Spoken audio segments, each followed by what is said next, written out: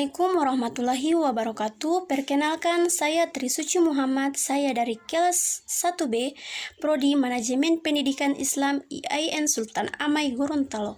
Di sini saya akan menjelaskan sedikit tentang manusia dan filsafat. Oke, langsung saja. Manusia merupakan makhluk yang paling sempurna di antara makhluk Tuhan yang lainnya. Manusia diciptakan tidak hanya sebagai makhluk yang dapat berkembang biak dan dapat bertahan hidup, namun didefinisikan manusia adalah makhluk yang memiliki akal dengan cara berpikir yang kompleks. Keistimewaan manusia dalam berpikir secara kompleks inilah sehingga lahirnya yang namanya filsafat. Melalui filsafat, manusia diharapkan dapat berpikir dengan benar untuk kebenaran dan kebijaksanaan. Manusia dan filsafat tidak bisa dilepas karena hubungan keduanya sangat erat. Menurut Juntikah dalam bukunya mengatakan, menurut sifat hakiki manusia adalah makhluk beragama, yaitu makhluk yang mempunyai fitrah untuk memahami dan menerima nilai-nilai kebenaran yang bersumber dari agama, serta menjadikan kebenaran agama itu sebagai rujukan sikap dan perilakunya. Allah Subhanahu wa Ta'ala menciptakan manusia sebagai khalifah di muka bumi ini, sehingga Allah melengkapi manusia dengan akal dan kebebasan. Agama berperan untuk memelihara kedua potensi ini agar dapat menjadi petunjuk bagi manusia dalam mencapai mental yang sehat. Akal menjadikan manusia memiliki kemampuan untuk berpikir, untuk membedakan mana yang baik dan buruk, atau memahami dan menerima nilai-nilai agama, serta mengembangkan ilmu dan teknologi atau kebudayaan. Melalui kemampuan ini, manusia dapat berkembang menjadi makhluk yang beradab, sedangkan kebebasan diberikan oleh Allah memungkinkan manusia untuk menentukan apa yang menurutnya baik dan buruk. Menurut Jalaluddin Rahmat mendefinisikan manusia adalah mikrokosmos yang menggabungkan semua alam dalam mikrokosmos, sedangkan Al-Quran memandang manusia sebagai makhluk biologis, psikologis, dan sosial. Makhluk memiliki fitrah dalam arti potensi, yaitu kelengkapan yang diberi pada saat dilahirkan ke dunia. Potensi yang dimiliki manusia dapat dikelompokkan pada dua hal, yaitu potensi fisik dan potensi ruhania. Potensi fisik adalah sifat psikologis, spiritual manusia dan makhluk yang berpikir, diberi ilmu, dan memikul amanah. Sedangkan potensi rohania adalah akal gaib dan nafsu. Akal dalam pengertian bahasa berarti pikiran atau rasio. Akal diartikan dengan kebijaksanaan, inteligensi, dan pengertian.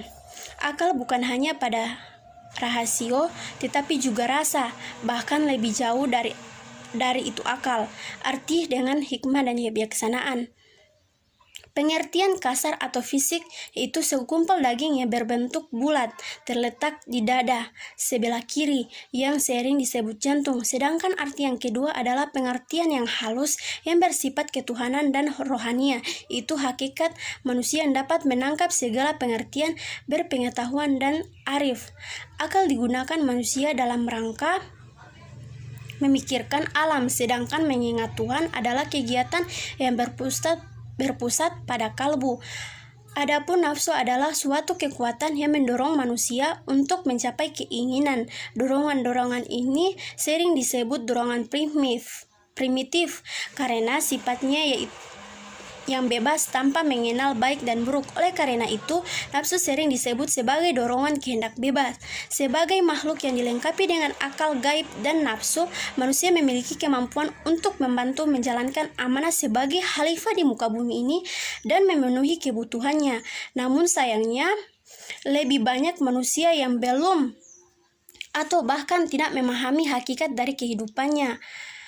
Oleh karena itu, manusia harus untuk mencoba mencari tahu dan memahami siapa dirinya manusia, dan perlu bertanya dan berpikir secara mendalam siapakah manusia tersebut, dan merujuk pada upaya untuk memahami siapa dirinya, dari mana asalnya. Sedangkan pertanyaan dari mana datangnya dunia merujuk pada sebuah penciptaan.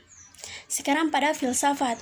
Filsafat secara etimologis, filsafat berasal dari bahasa Yunani, dari kata philo berarti cinta dan sophia yang berarti kebijaksanaan. Sementara itu menurut Pujawijatno, philo artinya cinta dalam arti yang seluas-luasnya, yaitu ingin dan karena ingin lalu berusaha mencapai yang diinginkannya itu. Sophia artinya kebijaksanaan, bijaksana artinya pandai, mengerti dengan mendalam. Jadi menurut namanya saja filsafat boleh dimaknakan ingin mengerti dengan mendalam atau cinta dengan kebijaksanaan. Dengan demikian berfilsafat berarti selalu berusaha untuk berpikir guna mencapai kebaikan dan kebenaran. Berpikir dalam filsafat bukan sembarang berpikir, namun berpikir secara radikal sampai ke akar-akarnya. Yang dikemukakan definisi filsafat. Immanuel Kant mendefinisikan filsafat sebagai ilmu pahala dan pangkal segala pengetahuan yang mencakup dalamnya metafisika, apa yang kita ketahui, etika, apa yang boleh kita kerjakan, agama sampai di manakah pengharapan kita, antropologi, apa yang di ciri-ciri filsafat antara lain metodis, menggunakan metode sistematis berpikir dalam suatu keterkaitan antara unsur yang satu dan unsur yang lainnya. Yang ketiga, koheren di antara unsur-unsur yang dipikirkan, tidak terjadi sesuatu yang bertentangan dan tersusun. Yang keempat, regional, mendasar pada kondisi berpikir yang benar dan logis. Yang kelima, komprehensif, berpikir tentang sesuatu dari berbagai sudut. Yang keenam, radikal, berpikir secara mendalam sampai ke akar-akarnya. Yang ketujuh itu universal, muatan kebenarannya bersifat universal mengarah pada realita kehidupan manusia. Dengan demikian berfilsafat bukan berarti sembarang berpikir, tapi berpikir dengan mengacu kaidah-kaidah pada kajian tersebut. Sekian dan terima kasih. Lebih dan kurangnya saya mohon maaf. Wabillahi taufiq wal hidayah. Wassalamualaikum warahmatullahi wabarakatuh.